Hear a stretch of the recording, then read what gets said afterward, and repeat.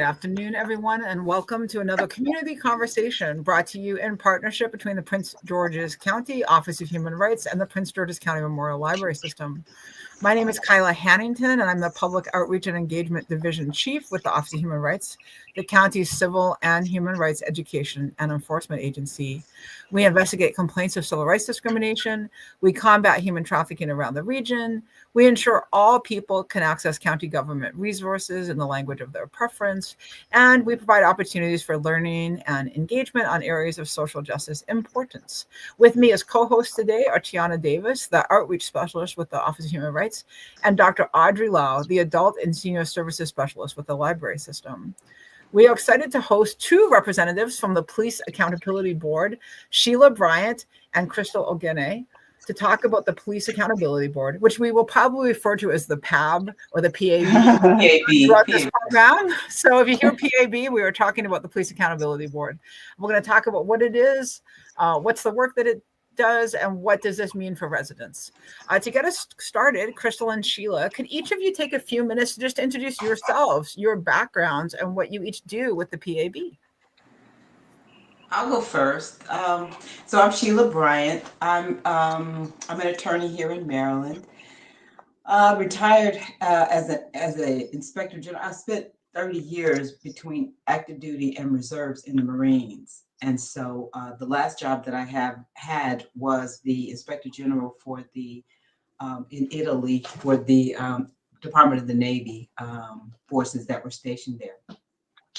So I moved here in 2008, and I've been very active since I came back from Italy in 2017 and retired from both federal government and the Marines. I have time. I have a passion for criminal justice and reforms and making sure that things are fair and generally be kind of a hellraiser. But aside from that, I am the community outreach chair on the Police Accountability Board. Thank you. Hello, everybody. My name is Christal Ogene, and I'm a lawyer here in Maryland. And I've worked for over 20 years as an international consultant and recently joined the PAB as the, what do I, sorry, I'm a bit nervous. I recently joined as the policy analyst. And so what I do mostly is to monitor legislation and policy. And I oversee also the grants program for the PAB. So that's what I do. Thank you so much, both of you. It's great to have you here, as we said. And we're really grateful that you're both willing to take the time to come and educate residents about the Police Accountability Board. Oh, okay, residents and us. We are also residents, Yes. But speaking for myself, and Christal knows this, like I also need to learn about the PAB. So can you talk to us about it? Like, what is the Police Accountability Board? Well, I'm glad you asked. I have a whole presentation to talk about. But first, before we get into it, the Police Accountability Board was born out of the understanding by the legislation that there were inequities. So thank you for what you do in terms of making people's, trying to enforce civil rights and equal rights, et cetera. But, the number of people who were arrested, the amount of violence that occurred against especially people of color in Maryland was a concern for the legislature. And also the Law Enforcement Bill of Rights, which basically was like a wall where we couldn't even see what they were doing. I don't know if you were aware of what the legislation when it was ongoing in 2021. But, I guess the issues around not Rodney King. Whoa, am I going back? Around what's his name? Floyd. Yeah, George Floyd. Made an impact. Everybody was feeling that. Right. So, right. So part of what happened after that was the Police Accountability Board. Can you bring that up? Absolutely. Here you go. Okay, there we go. So our goal, building trust through transparency, accountability, and community oversight. Those are the stated goals. So I'm going to take you through an overview of what we do and our components and how we do our work. So again, we work with law enforcement agencies and the community to review and provide policy recommendations, receive complaints of officer misconduct, to report on the disciplinary matters stemming from the complaints, and build community trust and professional equity through transparency and accountability practices, accountable policing practices. So that's a pretty big job, but we don't do it all. But as I was saying earlier, the Police Accountability Act was passed in April of 2021, and the state legislature deemed that every county and Baltimore City had to have a police accountability board. And also the state level, at the state level, they have a board that covers Maryland State Police and other entities like universities, et cetera. The Police Accountability Act doesn't specify how each county is to run their boards. So that was pretty much left up to the particular county to decide on what the rules are. It did outline some specific responsibilities, which I'll get to later, but it did repeal the Law Enforcement Officers' Bill of Rights, which was a huge step, so that we could have some insight into what's going on. And it also required that we produce an annual report by December 31st of every year. So the Law Enforcement Accountability Act for Prince George's County became law in July of 22. And the way that Prince George's County decided to enable the Police Accountability Act, NPG, Prince George's, is to have a 11-person PAB, which includes, I think, 5 who are designated by the council members and 5 that are appointed by the county executive. And the county executive appoints the chair of the board. And it also designated how the administrative charging committee, which I'll talk about in a minute, and the administrative hearing boards are to be selected. They are responsible, the board is responsible for an annual budget, and I see something on the screen, but I'm going to ignore it. Okay, so here are our accountability board members. We have Stephanie. I don't have her photo yet, but Stephanie just joined us at the last meeting. Stephanie Maxwell, she goes right there. But Andrea Coleman, who's she's our policy analyst, our data person. Kelvin Duval is the president. Mr. James wanted to be on this meeting today. Mr. Jones, who pretty much, we all live in Prince George's County. And what the goal was to select people who had different ages, different ethnicities, and et cetera. And so, sometimes that's hard because it takes a lot of time to devote to this. So, you have to really encourage people to join us. But this is our committee as it stands today. There are 11 members. Mr. Duval is the chair. So here I'm going to talk about the big job. We have 26 municipalities in Prince George's County. They all have police departments. And they range in size from 3 officers to 80. That's the municipalities. For the county, we have 4 county-wide agencies, including the county police, the sheriff, the arson and community colleges, which all have police law enforcement officers. And the bi-county is statewide agencies, which is, like I said, that's run by the statewide PAB. Any questions so far? I think questions are coming in on the chat, but I think they'll get to that a little bit later. Okay, actually, I have a question because I was just about to type it down for myself, but this is a perfect time to ask it. Thank you for asking if we have questions. Okay. Can you just go into a little bit more detail? And if you want to wait till after the presentation, we can do that. Like, if each county gets to determine its own police accountability board, and sort of its functions, as I understand it, how does the bi-county partnership work? Because do people have different legislation? Like, I know it's a statewide legislation, but county specific things. So how does that work in a bi-county partnership? We don't really have a bi-county partnership. Like I said, Yeah.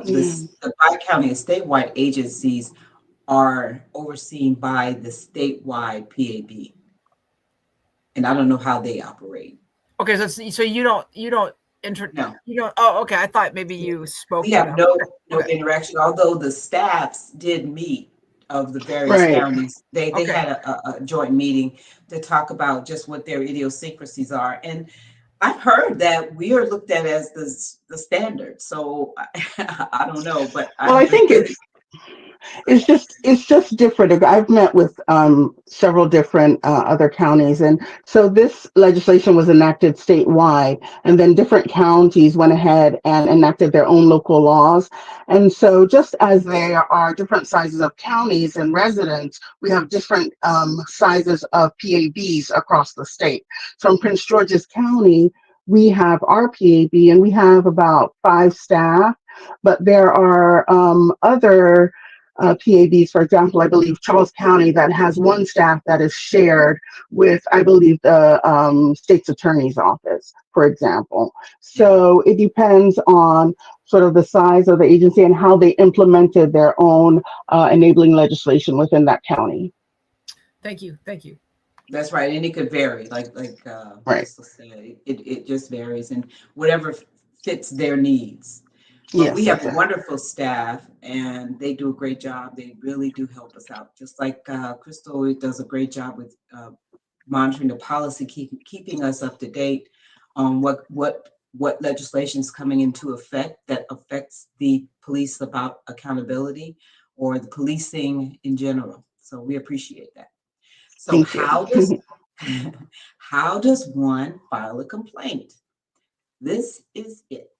And this is where the other parts of our police accountability umbrella come in. So if you want to file a complaint with the PAB, you can file it online. We have a website where there's a complaint form there, and they're filed and they have to be forwarded to the law enforcement agency for investigation. The community can track the investigation process on their, I think, on the website. Right. Then the law enforcement agency completes an investigation and they submit it to the administrative charging committee. Now, the ACC is responsible for reviewing all of the evidence, the complaint, and they can ask for more evidence. They can issue subpoenas. They have an investigator. So if they don't think it's complete, then they have options for how they can further evaluate what the charges were. And so once the ACC completes their investigation, so the law enforcement agency does theirs, and they recommend some discipline if they find that is sustained. The ACC gets the investigation and they review it and they make a decision. They say, okay, what you law enforcement agency investigated is thorough, is complete. We agree with your disciplinary outcome, and then they send it back to the law enforcement agency to do what they were going to do. But if the law enforcement agency recommended something of a lesser discipline, the ACC can recommend something more stringent. And also, if the officer who's under investigation disagrees with the outcome, they have an option to file an appeal, and that goes to the Administrative Hearing Board. So the Administrative Hearing Board is another component of the police accountability process, wherein there are five members of the board, and there's an administrative judge, a officer of the same or equal or higher rank, and a member of the public, a citizen. And those people are selected through a process that we have developed where we get members from the community. We have a panel of about 10. Well, I think they're reduced to 5. But anyway, we have like a revolving board so that if you, the community member, aren't available for a particular hearing, then another board member, hearing board person can sit in on that trial. So there's an administrative judge, another police officer, and a member of the administrative hearing board from the public. So here's the ACC. It's comprised of 5 community members, and like I said, they review the material. They can look at the body-worn cameras. They can see all of this, all of the data, all of the evidence. And also, I neglected to mention that there's a statewide disciplinary matrix that the law enforcement agencies and the ACC use that range from a letter of caution or a letter of counseling all the way up to dismissal, termination. So it depends on the level of the offense, so I'll get to that later. But okay, so like I said, if an officer seeks to review the AC's ruling or the chief's discipline, then they can appeal through the Administrative Hearing Board. It's a 3-person panel, a judge, officer of equal rank, and a community member. They review the complaint, the charges, the evidence, and discipline, and imposes a decision. And that decision is final. So the 2024 trends. Most of the complaints that we get, so there's 2 things. So the public can send a complaint to the PAB, but they may also complain to the law enforcement agency, and we don't necessarily get a copy of that. We don't necessarily see if they complain directly to the law enforcement agency, and the legislation is written in such a way that they're not required to. So that's probably going to be something we need to examine, because that could be a problem. So some of them do. Anyway, out of professional courtesy, they submit them to the ACC, but some of them we don't. So the PAB received 92 complaints for 2024, and they were in officers against from 12 different agencies, and the most common is unbecoming conduct, discourtesy, and use of force. Now, the ACC received 246 in their report. That's what they've indicated. They received 246 investigations, of which 62 of the officers were exonerated, which means that the officer acted in accordance with the police policy and law. That means that he's not guilty, if you want, but he's exonerated. So not sustained or unfounded, actually unfounded means that the facts don't support the allegation. So the allegation is unfounded. And administratively charged is if the facts indicate that the person actually did that, the behavior that was complained about. So administratively charged, there were 65.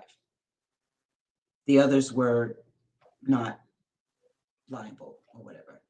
And like I said before, the discipline that is rendered, it's in accordance with the disciplinary matrix, and it ranges from a formal counseling all the way up to termination. Another thing that we're required to do is to examine the processes and the policies and look at it from like a 50-foot level to say, okay, how can we recommend something that will help the community and the law enforcement agencies do their jobs better, or to increase the transparency, or make everything work in a better fashion. So these are the recommendations that we reported for 2024. training on officer sensitivity, emotional intelligence, and anger management. Now, most of us on the board have attended ride-alongs where we go along with the police and see actually how they behave. And maybe it'll change while we're there, but it's really great to see. And a lot of times you will see that the officers get a lot of disrespect. And I know that you've seen videos of officers behaving badly, especially when a person is disrespectful to them or runs or those kinds of things. So that's the natural human inclination, is to be angry. But as a law enforcement agent who has a gun, who has the ability to take your freedom, you're kind of held to a different standard. And so that's why these trainings are necessary: anger management, emotional intelligence, and sensitivity. One of the other recommendations is training to keep officers knowledgeable and aware of changes of state law, so that they'll be sure to know what the rights are. Because recently, after the Supreme Court decision, people have a right to carry guns now. So that's a different picture altogether. Do an annual review of school resource officer program policies to ensure that the school resources officers are the ones who are at our schools, and make sure that they are acting in an appropriate way for children. That internal affair interviews are recorded, and that the legislation be amended to set policy guidelines governing the whistleblower process, where the complainants that claim insider knowledge of wrongdoing of a law enforcement agency are simultaneously referred to the Office of, I don't know what that is, but is that Internal Affairs, Christal? No, it's OICPA, And that is? the Office of the Inspector General. Oh, okay. Inspector General of Police Accountability. So if something comes in, the law enforcement leadership is not covered under the law. And so if a complaint comes in and has to deal with leadership, rather than us handling it, we send it to OICPA and to the Inspector General's office. Okay. And also that the Law Enforcement Act, the Police Accountability Act, be amended to require law enforcement agencies to submit a monthly written status report to the PAB for each complaint. The other thing I think we need to look at is the year and a day, because we have a year and a day in order to complete our work. So make sure that either we finish the investigation, and that the ACC has finished their investigation, rather, and that the administrative hearing board has taken place within a year from the date of complaint, and it should be a year from the date that we get it, I think. But that hasn't been recommended yet. So this is how you reach us, and this is we're on the website. I don't have it on here, but you can use the QR code to take you directly to there. Does anybody have any questions now? Actually, we do have a lot of questions, but what I'm going to get you to do is just give me 1 minute to leave that slide on the screen, because I want to type that information into the chat, because not everybody is necessarily able to read the screen. So I'm just going to take these and type them into the chat feature where people are watching. I have previously put the website in the chat where you're watching as well, but this is the email. I'm going to read it out loud: pgpab@co.pd.md.us. That's now going in the chat where you're watching. And the phone number where you can contact them, again, recognizing not everybody can read the screen: 301-883-5042. And then what I'm going to do is take this down. Thank you so much for that presentation. And we do have some great questions actually from one of our watchers. So we're going to start here. Do you connect with municipalities that have their own police accountability boards? Mount Rainier has one, and they would love to learn more from the Prince George's County Police Accountability Board about how to support the work that they're doing. So is that something, do you collaborate? So there is no requirement for the municipalities to have their own PAB. So if they do have them, we have not collaborated with them. Christal, are you aware of any other? We put feelers out. I think in July last year, we actually hosted a staff for PAB staff from the different municipalities and counties around Maryland, and some of them came to our office, and we talked about sort of our mutual goals and our things that we needed for us to complete our work as far as the enabling legislation is concerned. And so we've had that meeting, and I think there are meetups like when we go to there's a conference that we have, the Maryland Municipal League, as well as what we call the MACO conference. And when we see each other there, we sort of huddle and we talk about those things. And we unofficially collaborate on policy and legislation that's pending. But there hasn't been any formal meetup.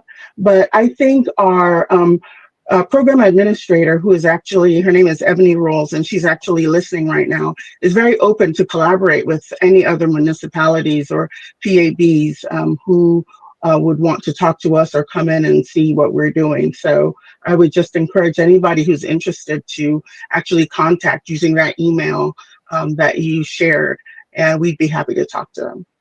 Okay, awesome. Thank you so much. So again, that's PG as in Prince George's, PAB, like Police Accountability Board, PGPAB at CO. Let me put it up on the screen as well, co.pg.md.us. And we do have a couple, we actually have 3 more questions. These are great. So keep them coming, viewers. Like, we want to hear and we want to make sure that we're getting to answer your questions. And thanks for being with us. We have another question. With an officer complaint, does the Police Accountability Board have access to that officer's personnel file? No. No, we do not have access to the personnel file. So what we do when a complaint comes in, we have 3 days to make sure all the information is correct and complete and all that, and we forward it to that law enforcement agency, and they have access to that file and they do their own investigation and all that. Now, when it goes over to the ACC, now remember there are 3 arms. So all we do is we receive the complaints. When it comes to complaints, we receive them, and then it goes to the law enforcement agency for investigation. Once it's found that there was indeed misconduct, it then goes to the administrative charging committee. The administrative charging committee will then do their own investigation. Now they have investigative powers and some other, they have access to certain files that we don't have access to, and they have also subpoena powers. And so they do their own investigation, and there's they have a hearing, and then they meet out. They go ahead and meet out the discipline.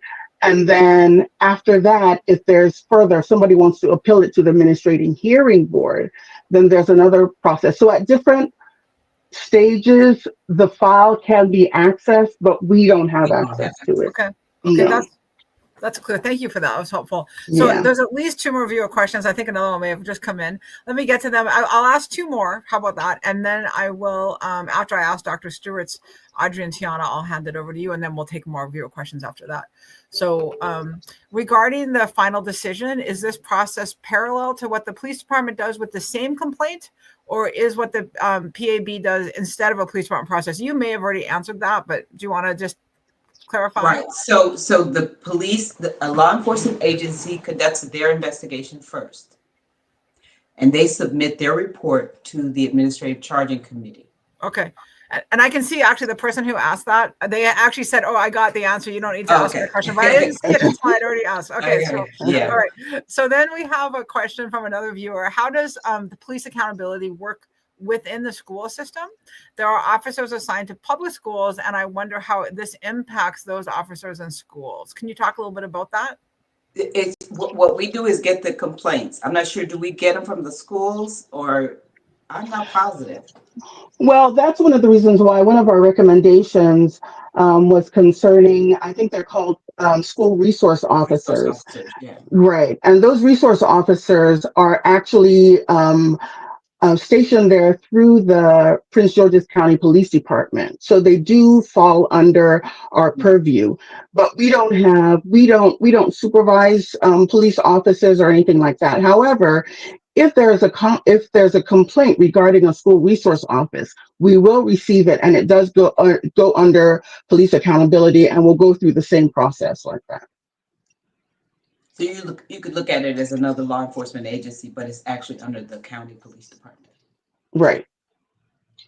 I actually had a question about the administrative hearing board. So I noticed that a community member can or is a part of that. How does a community member join the administrative hearing board? So there's on our website, I think this was our goal was to have an open application process, because we're always in need of, we try to have a body of 10 who are available for that. So the person can apply, then they have to have like a sort of, not a full background investigation, but just to make sure they're not, biased one way or the other, because we're looking for people who are unbiased. And they can apply. Once they apply, then usually we have an interview process and they're appointed. We encourage people to apply. Absolutely. We're down a few members right now. So yeah. Yes, that's true. I'm going to let Kyla look that up if you can find it. I think it would be fun to put in the link into the chat or the comments. I had a question. I have two questions. Okay. One is the whole complaining directly to a police department doesn't necessarily get it reported to the PAB. And can you talk a little bit about the best, if someone wants to report, is it best to do both or to contact y'all? So I want to say that the PAB, one of the reasons why we're here, and this is a community conversation, is because the PAB only accepts complaints where there has been citizen involvement. So if you have a complaint and it's against a police officer and it has nothing to do with a citizen, then it is outside of our purview. So if there's something else that happened, they're probably handling it internal and they have their own process. There are some people who, even with citizen involvement, still go to the police office, to the law enforcement agency, and make their complaint there. Now, we don't necessarily get those unless it turns into a situation whereby that misconduct was found, and then it gets reported to the ACC, because then, it needs to go through their disciplinary process. So that's one of the reasons why one of our 2024 recommendations was that we get a monthly report from every law enforcement agency talking about the complaints that they have gotten every month. That will let us know whether or not they have come through us or they came directly through the agency. We would have a list of everything that came in. That has not been initiated. It didn't pass, but that is something that we would like to see, because sometimes people come to us and they want us to track things, and we have no way of tracking it if it didn't come through us. So to answer your question, which is best, if there's a citizen involved complaint, then come to the PAB and come through the PAB. That's why we're here, Yeah, right. Exactly. No, because I know that not every complaint necessarily is malicious or, but just interactions between regular citizens and police on the street, or related to maybe like accidents or, Right. where they had some sort of interaction. I think maybe just to let people know their experience. I mean, because not every interaction is necessarily, super dangerously charged, but at the same point, maybe somebody left that interaction feeling like they hadn't been served, or that someone hadn't taken into consideration their feelings or whatever. the other question I had was when you have like that disciplinary process and you recommend training, I'm just curious how allowing the police departments to do that training fixes anything, because I know for a fact that, you know, I worked in corrections for almost 10 years. We had to do over, you know, 40 to 60 hours of intensive training, but it was really to check a box a lot of times, and it wasn't necessarily as up to date as it should be. Or, you know, who monitors that training? And, you know, are you, I mean, you say that you recommend it, but like, is there a way where you know, say what you're doing isn't correct? You need, you know, is there any sort of oversight over that? Or is it just, we just did some extra training? Well, some of the training we actually attend. Okay. To just see what is being said, you know, so Okay. we can attend some of it. And there are some of us who go through the police, community police, what is it called, Christal, that you graduated from? The Citizens Police Academy. Right. Mm-hmm. And That's so what Prince George's PD, right? PGC PD. Yes. Mm-hmm. And the sheriff has one as well.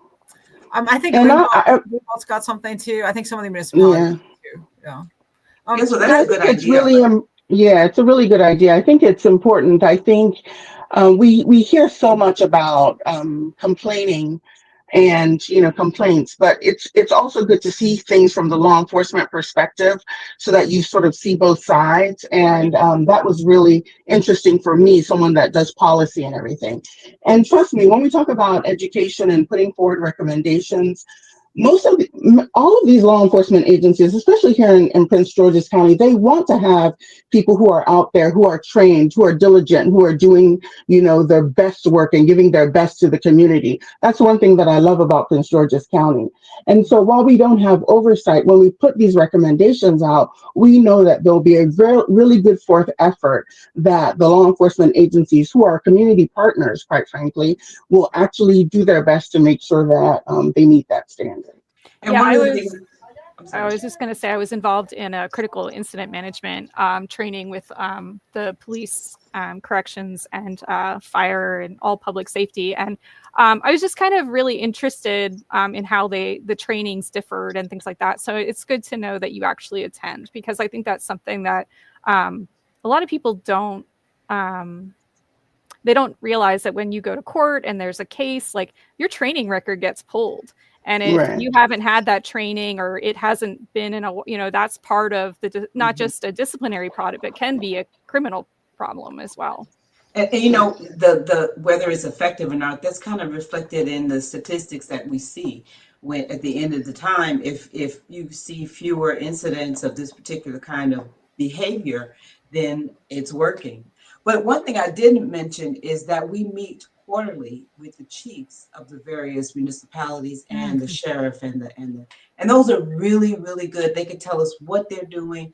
I mean, they're doing some wonderful things in the community in terms of outreach. There's Coffee with a Cop. They have teams of kids. There are a lot of good things, and I really encourage people to go and look in their community and see what kinds of things that the police are doing, that the law enforcement agencies are doing, to bridge the gap and to make themselves more part of the community. I mean, they're here to serve, so let them. Yeah. So we're here to also, you know, help improve the communication between the community and the law enforcement agencies. Absolutely. I know that the coffee conversations, a lot of librarians attend a lot of the local ones, because we like to keep, you know, kind of up on what's happening, but they like to know what's happening in our buildings as well. So I think it's really, I mean, I see more transparency probably within the last 10 years since moving to this area. And when I first, there's a lot more, they come to community festivals and a lot of, They really do. Yeah. So. And the night out thing, that's really successful. They have, you know, lots of kids that come there, and they have after school activities. Sometimes they're at the gyms with the kids. I mean, they really are out there. We would like to see more of that. And that's one of the things that we talk about when we discuss the issues with them. They tell us what they've been doing, and we're like, oh yeah, that's great. And so we also attend, there's a the chiefs have had meetings monthly, I believe, and so we sometimes attend that to see what their overarching issues are. And so we just try to do what's best for the community, what's best for our county. So we have a few more questions from viewers that I'd like to share. I'll make sure we get them in while we have time. Our friend from Mount Rainier says, it sounds like you all do a lot. Does the Police Accountability Board have admin support? And how is the public made aware of the PAB's existence? And actually, Christal, Sheila, you're the chair of outreach. I was going to ask you about this too. What kind of community outreach does the county or the Police Accountability Board do? And so that's exactly what we're doing now. And that's why we got wrapped into this, is that we're trying. And so we go to community functions, we go to homeowners associations, we go wherever we're asked. We show up at different kinds of festivals or whatever it is with our shirts and with our material so that we can let people know. We have a website. And if you have recommendations out there in the ether, if you have recommendations or you want to invite us to come and speak, we're willing and able, well, within limits, but we're definitely anxious to do that. Go ahead, Christal. I was going to say that I'm glad that question was asked, because that was going to be my next spiel, actually. The board does have administrative support, and could they have more? Absolutely, but we all wear different hats. Just like I'm a policy person, I'll take that off and sort of put my hat on. And one of the reasons why we're actually here is because we're actually running a community awareness program. We realize that the board is a resource that is out there for the community that not a lot of people know about. And so it's the reason actually why I reached out to Kyla and I said, listen, we know you guys do great work and we're out here. We really need to let the community know that we're out here. And we've gotten some feedback, but not a lot. So we want to let people know that we're out here. I don't know if you've seen through a grant that we got from the Governor's Office of Crime Prevention and Policy, we were able to do a media blitz that's currently running. So we have the Police Accountability Board on buses. We've got them on Metro digital platforms. So it's out there running now. And we also if you go to our website, there is a survey, a community awareness survey. We want people, it's a short survey, just 5 questions. And we want everybody to take that to tell us, have you heard about the PAB? If you haven't, what would you like to see us do? Would you like to see us more in the community? That kind of thing. Because when we talk about police accountability and the process of those 3 arms, the PAB, the ACC, the AHB, we are the only one that is community facing, right? So, for example, if someone doesn't have if they can't do things over the computer, on Wednesdays, for example, you can come into our office and do a paper application, a paper complaint, things like that. So because we're community facing, we want people to know that and to know that we are a resource for them. And so we have that out there. We do go into the community, like Mrs. Bryant said, and do National Night Out. But we would like to do more things like that in the community. One of the things that I've asked on the survey is for people who are willing to have the PAB come out to maybe their chapter meetings or things like that, or we can drop off some flyers or some posters for something that they're having. We really want to spread the word throughout the county to let people know that we're a resource, that we're there, to be used, and just to let everybody know that we're out here. Thanks for asking that question. I know it's working because somebody texted us a picture of like the back of a bus, because knowing that this program was coming, and I'm sure it was safety first in their vehicle. I was red light. I'm certain, but it was just like, hey, I know that this program's coming up, and so people are Okay, good. sure. Oh, good. Couple more questions. We have lots of questions, but I want to get the viewer questions in. I do want to let you know that our friends over here in Mount Rainier are like, please include them in your next meeting of municipalities. So I'm sure everyone wants to be included, but we're hearing loud and clear from Mount Rainier. They really want to have the opportunity to learn and collaborate with you. Dr. Stewart has a couple questions related to who you work with. She has some background in working with Community Outreach Policing Service, or COPS for short, under the U.S. Department of Justice. And so what she's wondering about is, do you work with the state policing agencies, federal policing agencies? And then she goes on to specify, do you work specifically with the Community-Oriented Policing Service, or COPS, under the U.S. DOJ? No. We don't work with COPS. We are really local. We're just within the county. There was, however, a COPS event last summer, and I reached out to them I wanted to do some outreach with them at this event and let the community know. And to be honest, I didn't hear back from them. And I don't know who it was and all that kind of stuff, but I just never heard back. And sometimes that happens and it gets sort of lost in transmission or whatever. But if someone is interested in having us there and it's within the county, we'd be happy to give information or just sort of collaborate with them. Always happy to do that. Thank you. I have a question. This is me personally, because as you were giving the PowerPoint, I was like, what? I don't know what's happening. So let me ask you the question. In the PowerPoint, you said something about there being a change in the law regarding residents' rights to carry guns. And if I am misquoting you, I apologize, but it was something to do with residents and guns. And I have no idea what you were talking about. And I'm wondering if you could clarify what is happening. So the Supreme Court had a ruling, I think it was last year, that said that people are allowed to have guns. Wasn't that? I'm sorry. So I'm not an American-born person here. So forgive my ignorance. So when you don't live in the United States and you immigrate here, one of the things that you hear about is like the right to bear arms, right? And so I thought this was already a right. I'm not trying to be funny. I really don't understand. Right. So I don't know the specifics, right? I can't recite the specifics, but there was a Supreme Court ruling that basically allowed people to have guns in places that you wouldn't normally expect them to be able to have guns. Thank you. No, that's great, because I felt like I missed something really important. Where are you from? I'm from Canada. I was going to say that. The Canada comes right out when I say it. Yeah. Please forgive us. I was going to say, Sheila, don't say it, Sheila.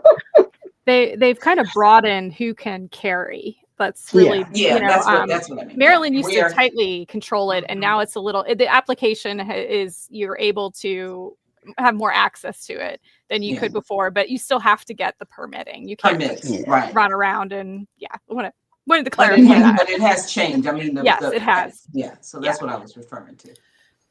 I should have been more clear. Sorry. Okay. No, it's good. I mean, it's also like, that's me getting in the weeds, and I know it was not the point. But I thought maybe I was not the only person out there who wasn't totally sure what was going on. But I do have a question that, again, maybe not super relevant, so feel free to just move it along quickly if it's not quite right. But for those who are viewing, who've been in the county for a while, they may have been familiar with the Citizens Complaint Oversight Panel, Oversight Committee, that was in place to look at Prince George's County Police Department specifically, not the other jurisdictions. And I was just wondering if you can talk to us, and I know Christal and I did get to talk about this, but I wanted to share for our viewers, like, what's the relationship between the PAB and the Citizens Complaint Oversight Committee, and how has this changed with the PAB being in place? Right, because it was repealed, first of all. And I wasn't really a part of that process, and Christal could probably go into more detail, but I do know that they didn't have a lot of the authorities to do further investigation. They mostly reviewed what the police gave them, and were able to sort of congregate information and review it, but not really take any action. I guess they could ask more questions, but they didn't have like investigatory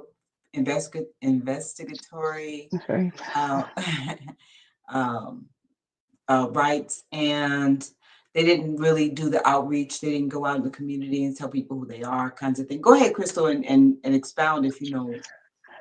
No, exactly what you said. I think we had the CC, what we called them. They called them the CCOP, and that was actually repealed and replaced with With the the PA. police accountability process now. So, depending upon who you talk to, people are so familiar with CCOP that I think people naturally who have been around for a long time. Even you remember, Kyla, we had that conversation, but now it's that we don't have that process anymore. It's strictly the three-pronged police accountability process with the PAB, the ACC, and the AHB now. Mm-hmm. Thank you. Although there are some members who were part of the CCOP who are part of the Police Accountability Board. Yes, I think we have maybe 3 current members who were on the CCOP who are now part of the Police Accountability Board. You had you commented about that there was an application on the website where people who are interested in applying can go. I will say that I looked at your website. Now, to be fair, I was also interviewing you at the exact same time. So that does not mean that I gave it a very close read, but I could not easily locate it. So I have, for people who are looking, I have put the links in the chat where you're watching. If you cannot find the application form and you want to know more, make sure that you email them at the email address we've shared. But while you're thinking about joining and volunteering and looking for that form, I did want to ask you about what is the actual ask of the job? What's the time commitment? What's the role? Can you go into a bit more detail about, as we're looking for people that maybe want to join the board, what are you asking them to do? The boards take, I guess, it depends on the charges and the complaint, but there are hearing boards that are held all over the county. So the person would need transportation, need to be able to get to different places. The time commitment would not be that stringent because, like I said, we have a pool of administrative members, AHB members. So you would not have 3 or 4 in a week, for instance. You would just have, whenever you're assigned one, then the next time the next person would be assigned. So the commitment is not that huge. But once you're in it, then you need to, it's like being on jury duty kind of, but probably not quite as heavy. It is there. I will say that there is a pretty strict sort of vetting process. And I think some people sometimes are not prepared for that. So once you apply, you will be vetted. There is a background investigation. And once you get through that, there's a training period, which happens during work hours. So, and I think I believe it's a week long. And so you have to be prepared for that. And then when you are on a trial, it could be 1 day, it could be 3 days, and those happen also during the week. So, but the trials aren't held that often. But for people who have a regular 9 to 5, that's pretty strict. It might be a bit of a challenge to be on the hearing board as well. You're right. I think the training has to be completed within 90 days or something like that. So it can't. That part is a bit cumbersome to get people who can commit to that. Exactly. Yeah. So we have another question, and I think this is a good opportunity to maybe repeat some of the different ways people can connect with you. So Dr. Stewart says that she's really loved the conversation. It's great that this service is available for residents and citizens. For folks who are unhoused, maybe don't have the same access to resources, how can they interact with you all? Well, the only thing I could suggest would be like going to a library and using their computers to, there's a plug in there, to use their computers to go online and look it up, or you could come to the Prince George's County Police Accountability Board, which is we have applications that you can fill out there, but I think the best way would be just you access a computer. It's the same thing. And if you don't have an address, that might be a problem because we do need to have a way to reach back out to you in order to keep you informed about what's going on. So could that be through an email address though? Like if some of does course, it, okay, of so course. Of course. so somebody like our friends at the library could help somebody make that free Yes. email account on, okay. So Perfectly there okay. are ways if they can get to a library that they can make that contact. Yeah. And thank God for libraries. Honestly, there really are so many resources. I mean, as compared to long ago when you just could go get a book, but now there's all kinds of things at the library. So that's thanks for asking that question, Dr. Is it Green? If I can, I would like to point out something that's really, really important for members of the community who are watching. When you have a complaint and you want to make sure that it's heard and file a complaint with the PAB, but you call and you have vague um, details, it doesn't help. For example, you say I was, on St. Barnabas Road at 7 o'clock and this officer stopped me and I don't like the way he talked to me. But put as many details as necessary. This was the patrol car number. It was this particular time. It was this badge number. It was the more details that we have, because if it's not a valid complaint, it doesn't get forwarded. If it's an incomplete, if it's incomplete, it doesn't get forwarded because there's no way for us to verify that this was a legitimate complaint. So they have to be legitimate complaints. It can't be something that's just not, off the wall. It has to be verifiable as well. So that's very, very important, because I think lately we've been getting things that are vague and we just are unable to forward them because they can't do anything with the information. I had a question. So you guys showed us the steps that take place when someone submits a complaint, but can you give an estimate of how long an investigation usually takes? And the only reason I ask is because Kyla and I do outreach, and Right. we're constantly reiterating to people that the Office of Human Rights, we're not advocates.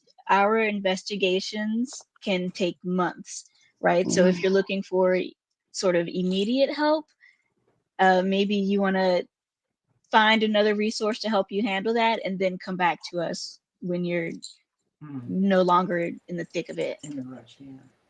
So yeah, I think just like you, an investigation can take months. Like I said, we have a year and a day to complete it, to have the process complete. But um, if it involves deadly force, then the state's attorney gets involved, and it's not just a complaint. We do administrative kinds of things.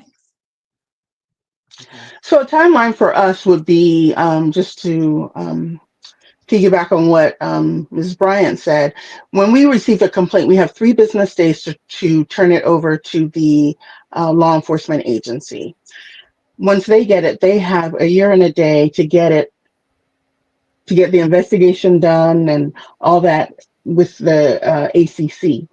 So that is when the clock starts running. And so I think sometimes people get frustrated because they will call us and say, well, I put this complaint in five months ago and nothing has happened. Well, we have no control over that realistically. And at that point, they might not like it, but we'll say, well, if you want to know exactly where it is, you might have to call the law enforcement agency. But until that year and a day is exhausted, and then we can say categorically where it is, we have no control over it. And so that's one of the things that we're trying to fix with legislation, but we're not there yet. Mm-hmm. Thank you. So really, this has been a great conversation. I do want to be mindful of everyone's time. And I want to say this. So my takeaways, I'm going to say them. So jump in if I've missed major takeaways. But really, the Police Accountability Board is here for residents and also police officers. It's part of this police community relations and Right. making sure that if there's problems, they are being corrected, that the community has places to go. You're not alone as a community member. If something happens that is not right, the Police Accountability Board is who you are going to call. They're looking for people to be part of it. So make sure you check out their website. We've also shared their phone number and email address in the chat feature where you're watching. Make sure that you're able to reach out to them. And we know that our municipalities want to connect closer with you as well. So thank you, And Christal. take the community survey on the webpage. Oh, yeah, do the Please. survey and do the survey on the webpage. Okay, yes. So you all have the links on the webpage. Go do the survey now. So thank you, Christal and Sheila, for being with us and for sharing about the Police Accountability Board and for the work that you both are doing. I want to take time to acknowledge both of you and all that you're bringing to the county through this work. For those of you tuning in, thank you for being here. You are why we do what we do. And with that in mind, we want to invite you to come be with us tonight at 7 o'clock. Also on YouTube, go to the library PGC MLS. Oh, no, don't do that. Well, you can do that. But go to YouTube and then search PGC MLS, and you will find all of the videos that we do with them, including this one at 7 o'clock today. When we have fantastic author Deanna Rayburn about her new book, Kills Well with Others. I don't have that in my possession right at the second, but I do have her previous Kills book, Well. a certain age. Okay, there we go. That's going to be great. So please do that. We also have the direct link, which I'm hoping Audrey can really quickly find and put in the chat where you're watching for the direct YouTube link for that tonight at 7 o'clock. On Tuesday, our Lunch and Learn series continues. We're going to have poet Frank X. Walker in conversation about load in 9 times. So that's on Tuesday at noon. But you can learn more about these and all the work we do by visiting civilrights.mypgc.us. And you can check out the many, many, many things that the library has going on by visiting pgcmls.info/events. Again, thank you so much to Christal and Thank you. We want to thank you for giving us Yeah. this opportunity to share our story. And Tiana, Audrey, and Kyla, thank you so much for the work that you do. Like I said, libraries are lifesavers. So thank you. Yes. Thank And you. I know that we have board members who have tuned in, and our staff as well. We want to end the community members and thank you to everybody who Yeah. showed up and the great questions too. Yeah, Yes. great questions. It was a Yeah. great discussion. All right. Thank you so much, everybody. All right. Bye-bye. Bye. Thank you.